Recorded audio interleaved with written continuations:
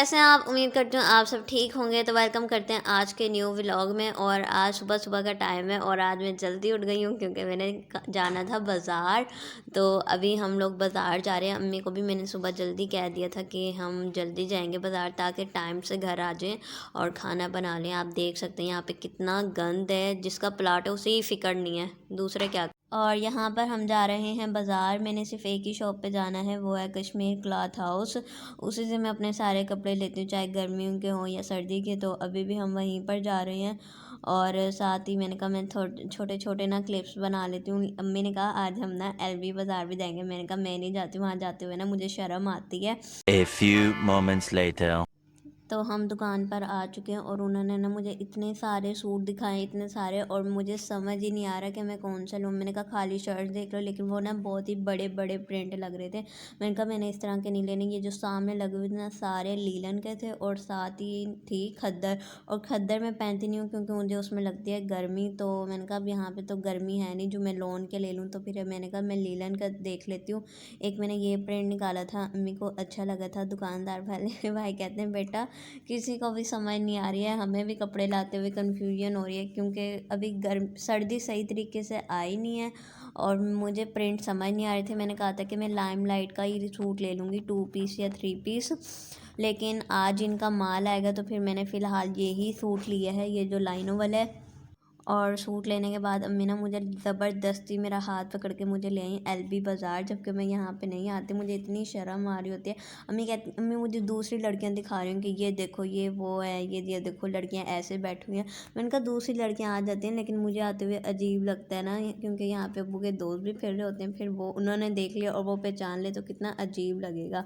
तो यहाँ पे हम फिर रहे थे और यहाँ पे अम्मी ने देखने थे पर्दे, लेकिन अम्मी ने कहा कि मैंने पोछे, मेन काम था ना वो था पर्दे लेना। और पर्दे अम्मी ने कहा था क्योंकि यहाँ पे विंडोज़ है ना ड्राइंग रूम में और दूसरे रूम में, तो अम्मी ने कहा था मुझे मोटे वाला पर्दा चाहिए।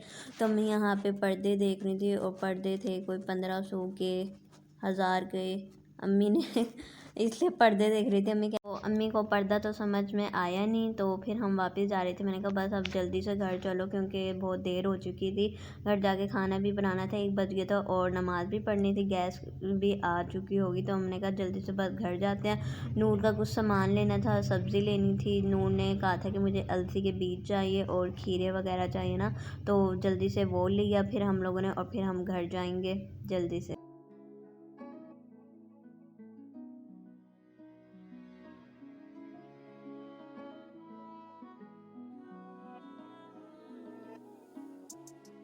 A few moments later. और फिर हम घर आ चुके थे और मुझे इतनी ज़्यादा भूख लग रही थी। हालांकि मैं सुबह नाश्ता करके गई थी, लेकिन मैंने अम्मी को कहा कि बस आप जल्दी से ना खाना बना दो। मैंने कहा था कि आलू वाले चावल बना दो, लेकिन नूर ने कहा कि नहीं अम्मी सब्जियों वाले चावल बनाने हैं। तो अम्मी ने साथ सब्ज़ी वाले चावल बना लिए थे आज नूर की फरमाइश पे। तो ये भी मज़े के बने हुए थे। और इसके बाद खाना खाने के बाद मैं बनाऊँगी चाय क्योंकि मैं बहुत ज़्यादा, और यहाँ पे गैस जाने वाली हो रही थी। मैंने कहा मैं बस जल्दी से चाय बना लेती हूँ। अम्मी ने कहा कि कल का दूध रखा हुआ है वो इस्तेमाल कर लेना, लेकिन मैंने कहा कि नहीं गर्म दूध है, मैं वो ही ले लेती हूँ ताकि चाय जल्दी बन जाए। और यहाँ पे चाय मेरी पक रही है और नूर चली गई है ऊपर तेल लगवाने। मैंने उसे कहा था कि चाय पीकर चली जाए, लेकिन उसने कहा नहीं कि मैंने पहले तेल लगाना है अपने सर में क्योंकि कल उसने सुबह स्कूल जाना है तो उससे नहीं उठा जाएगा।